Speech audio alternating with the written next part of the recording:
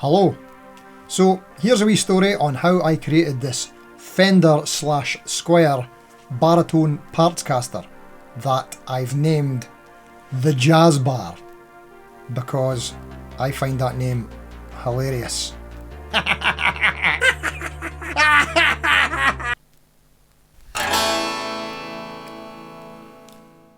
Nice.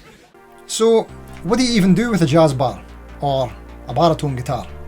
Well, some people, maybe even most people, might use it for stuff like this.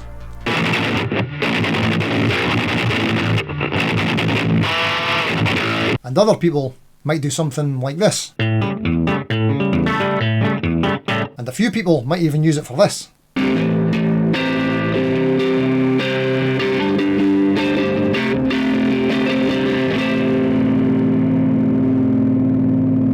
But for me, and many others, I like it for the ambient stuff, or cinematic stuff.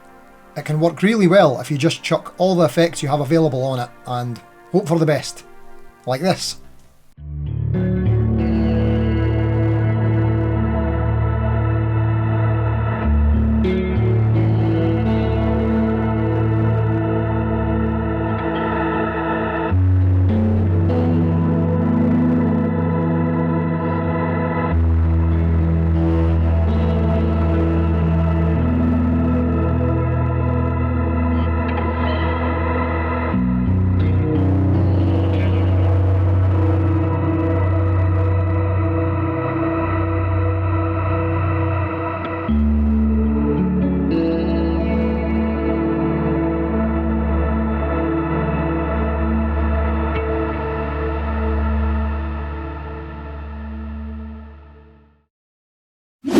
Later on in the video, I'm going to talk a little bit about actually playing the guitar, creativity, inspiration, and dealing with ruts.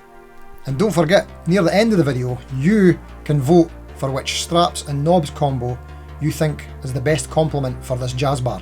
You can do that in the comments. But first, it's story time. Here is how the Jazz Bar was born. If you don't like story time, you can just use the chapters and skip to what looks interesting to you. Maybe nothing.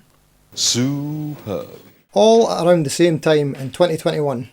I can't remember what came first. It might have been discovering Mark Lettieri's Deep Baritone Sessions album. I'd highly recommend checking it out. It's brilliant. A unique take on how you can use a baritone guitar. So it was either discovering that album or seeing Tim Lerch's Baritone Telecaster demo, or learning about these Fender Subsonic baritone conversion necks. Or it could have been discovering Ariel Posen, although I think I might have discovered him later. I mean, I say I discovered him, he was already very successful. I just became aware of him anyway. So that was enough things happening all at once to get the old gas flowing. It became obvious. I needed a baritone guitar immediately. I wasn't too keen on a lot of the off-the-shelf production models of baritone guitars. They all seemed a little bit metal orientated. And I remember thinking to myself, I really shouldn't be buying another new guitar. So I thought I should just put one of these Fender Subsonic baritone conversion necks onto my Fender Modern Player Thinline Deluxe Telecaster. Yes, that's its real name. Crazy. I'd been neglecting it for quite a while, and I thought making it into a baritone could give it some new life. But after a bit of research and some forum digging, I learned something quite interesting and frustrating.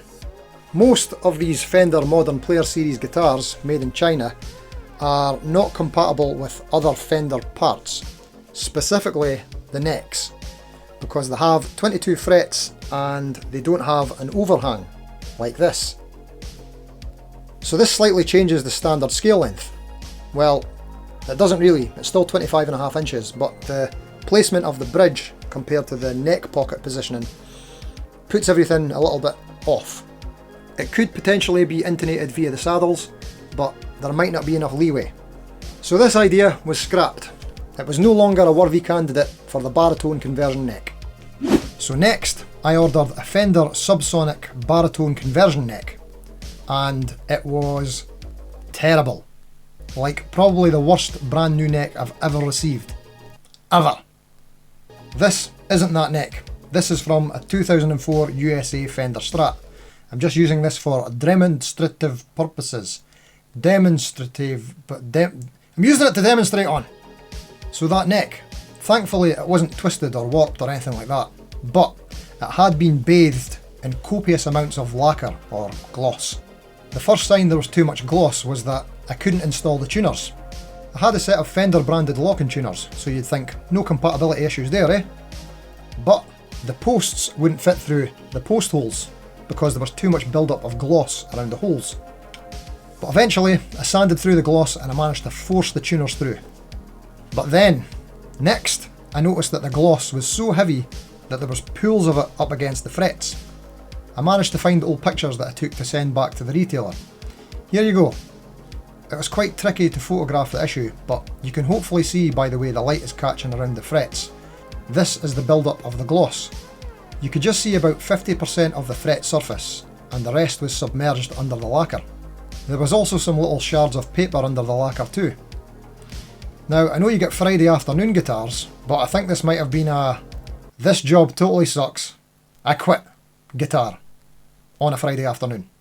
And that was just the beginning of this lifelong Fender fanboy starting to lose faith in the brand. Anyway, I returned that neck and got a replacement. This one came and it was much better in terms of the lacquer issues, but it's still not amazing.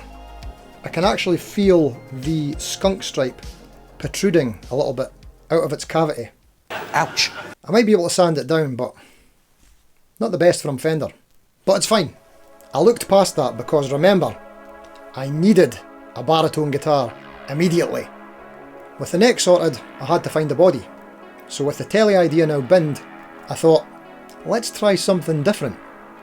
Squier had just launched their new revamped Affinity series with some improved features. The full thickness bodies and the 2-point trims were quite appealing to me. Groundbreaking. So, for something different, I thought, I like the look of this Lake Placid Blue Jazzmaster, but I knew that it would look way better with a maple fretboard. I think it cost £220 and I knew I would get at least £50 for the neck. And I did. So it was about £170 all in for a loaded body. By the way, the neck cost about £300. I'll put a link in the description if I can find one. If you're considering it, at your own risk, like I mentioned, 2 out of the 2 I got were not perfect. But this was during the height of lockdown COVID times, so maybe they're better now. Actually, if I remember correctly, around 9 months after that, Fender fired around 300 of their workforce, without much warning. And this was another strike for Fender with me. Anyway, I had all the parts, which was basically just the neck, the body, and a set of Fender locking tuners. When removing the original Squier Jazzmaster neck, I made this beautiful paint chip in the process. So now it's road worn, which should add around an extra 1k to the value. That's how it works, is it not? Anyway, as you can see, I've got the Subsonic neck on here with no problems. Except for that paint chip. So they're compatible. Alongside this, I'd also been researching which string gauge to use. But this is all dependent on what tuning you want to use. There's lots of options. C sharp standard, C standard, B standard, drop A. There's loads. I went for the far less popular A standard, which is pretty low. The 6th string is now the exact same pitch as the open A on a bass guitar. I went for this particular tuning because I wanted to pair it with another guitar I have, which is in Gambale tuning, for writing stuff, which I never do anymore. Here's a very quick wee example of what the Gambale tuning guitar sounds like.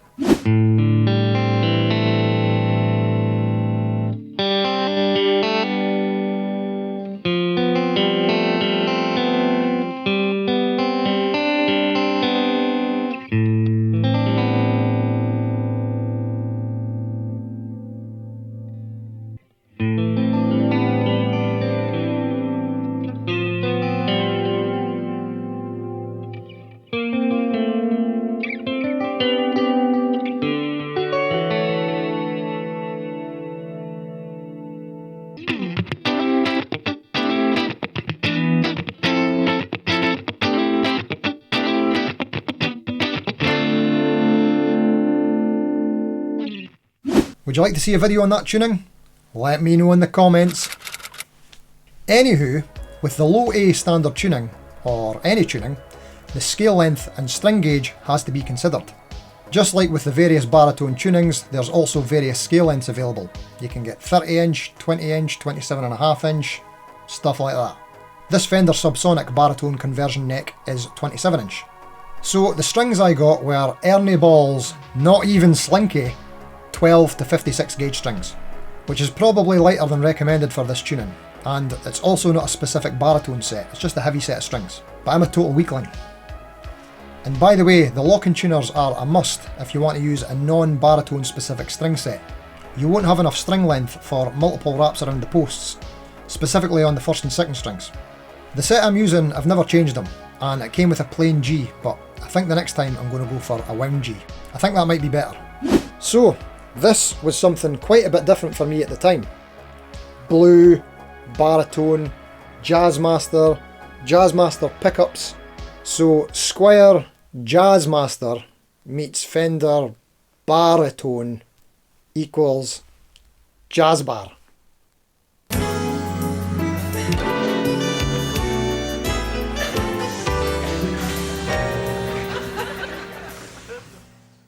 Nice. So that's story time over on how the guitar was born. Now we're on to the next bit that I want to talk about. Since I started this YouTube-y stuffs, I feel like I've not played enough guitar for myself. Note to self, potential topic for a future video. It's very rare these days that I give myself time to be creative or just play the guitar. And for the videos, when I know that the camera's on, I feel the pressure to try not to make a complete ass of myself. Because there's a chance that several people might see it. Maybe even a dozen. I do like to try something a bit different in the videos sometimes, because I feel like I'm still just finding my way.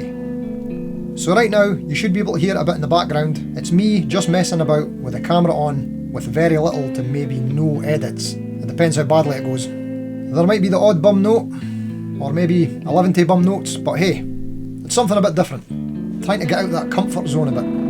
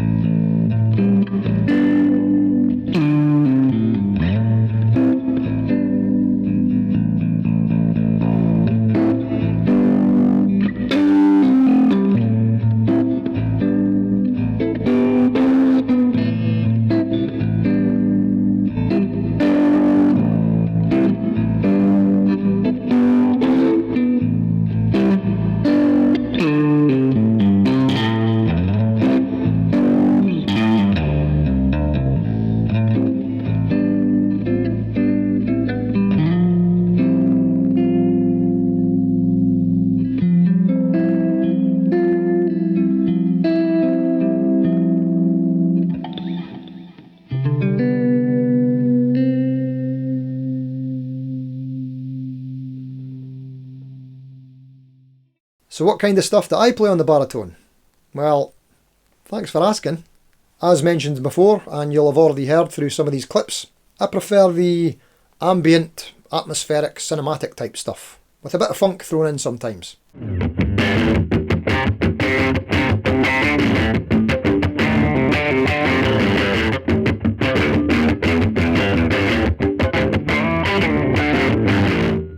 But not really much metal, which is what you would expect usually with these type of guitars.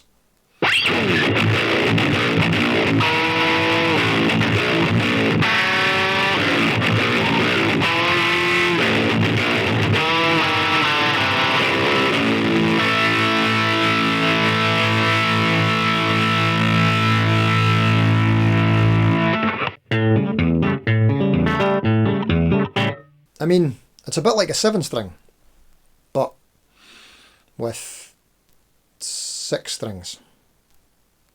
I think these can be great tools for recording, to give you something a little bit different. Personally, I don't do much of that anymore these days. I make these videos instead, as some kind of justification for having gear. One of the things I love about the baritone is, if you already play the guitar, you can play a baritone. You can still use pretty much everything that you already know, but you'll find that the guitar might lead you or push you into different directions than you would normally go, which can be great for breaking out of a technique or creative rut, etc. Depending on which tuning you go for, you could likely use all the same chord shapes and patterns that you already know, but they'll have different names now. But I would advise you to try and not even care about that at all. Just get lost in exploring and making sounds, being creative. I totally don't do this often enough myself, but I've really enjoyed playing with this guitar today. It's been a while.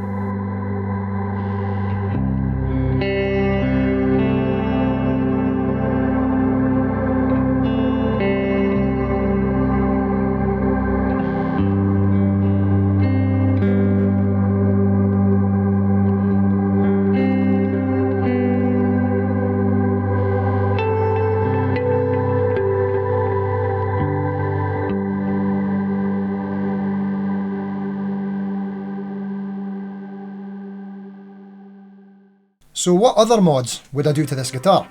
Well, sound-wise, I'm not sure. I think Jazzmaster pickups are probably not best suited to this tuning and the string gauge, but I'm happy enough with it for now. But I think I'm going to try something a bit bonkers, which might annoy you a lot. I think the big Jazzmaster pickups look pretty cool, but you can't see them that well with the black pickguard and the black pickup covers. And I think that white pickup covers on this guitar would look bad. So my idea is to use this metallic silver Sharpie, and I'm going to draw a thin outline around the perimeter of the pickups to help it pop. Oh, that smells great. So apologies for that in advance if that bothers you. I'm sure I could wipe it off easily enough. I think I might upgrade the trem block and the saddles too. I'm thinking black stainless steel saddles could look pretty cool. Another option is, I might put the trem from the Jet GS400 on the Squire, because it's like way better. It's got the full size block, it works really well, the saddles are better. The Squire trem, it's a nice upgrade over the old Affinity series, but it's not amazing. And I'm also going to try out some different knob options. Speaking of which ones do you like best? Option 1, 2, 3, 4, or 5. And of course the knob choice has to affect the strap choice. Nice. Okay, now it's time to choose the straps. Which strap is going to be the best for the Jazz Bar? Let's have a look. We've got option A, B, C, D, E, or F. Now here they all are with the different knobs. Let's just take a wee minute to look at these, and then you let me know what you think is the best combo. As usual, write it down on your banana and then leave it out overnight for the elves to collect. If you want to test your guitar fashion knowledge a bit more, then check out this video up here. It has an interactive fashion test. Kinda. Cool. So, baritone guitars, yes or no? Do you have one? Have you tried one? What tuning is it in? Has this video helped make you consider one? Let me know in the comments. I do appreciate all the comments, by the way, and I still try to respond to everyone. Okay, so did you like the video? It was about baritone guitars and Partscasters and stuff. If you liked it, hit the like button. Every time someone hits the like button, I find another plectrum in one of my pockets. Thanks! Was that you? Thank you. If you have not yet subscribed to the channel, then please consider doing so. It's about guitars and stuff, with some random banter thrown in from this weirdy, beardy Scottish guy. Okay, Thanks for watching. Until next time. See you later.